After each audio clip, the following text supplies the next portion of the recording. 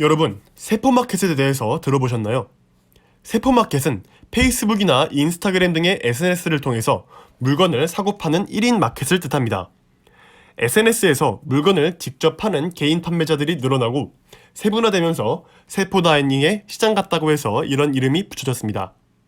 스마트폰에 익숙한 2030 세대를 중심으로 자주 사용하는 SNS에서 마음에 드는 물건을 발견하기도 쉽고 내가 좋아하는 인플루언서들이 홍보하는 제품들도 쉽게 구매할 수 있는 장점이 있고, 또 판매자는 많은 사람들이 이용하는 SNS에서 홍보도 쉽고 쇼핑몰을 따로 개설할 필요도 없이 누구나 창업할 수 있는 낮은 문턱 때문에 이 세포마켓이 늘어나고 있습니다.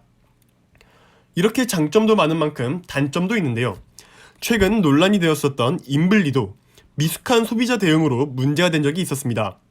SNS 소통으로 판매와 인지도는 높였지만 결국 불만에 대한 소통이 부족하여 어려움을 겪었습니다.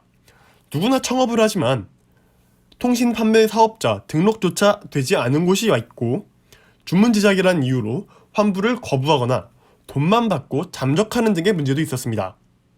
이에 한국소비자원은 SNS에서 판매하는 마켓 411개를 대상으로 전자상거래법 준수 여부를 조사했었는데요. 소비자 보호와 관련된 주요 규정을 지키지 않은 곳이 대다수라고 밝혔습니다.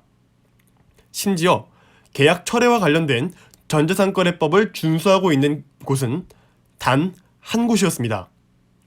혹 여러분들께서 세포마켓에서 물건을 구매할 때는 판매자의 사업자 등록번호를 꼼꼼히 확인하시고 거래 내역을 확실히 할 수 있게 SNS 메신저로만 거래하는 것은 지양하실 필요가 있습니다. 논문 읽어주는 남자였습니다.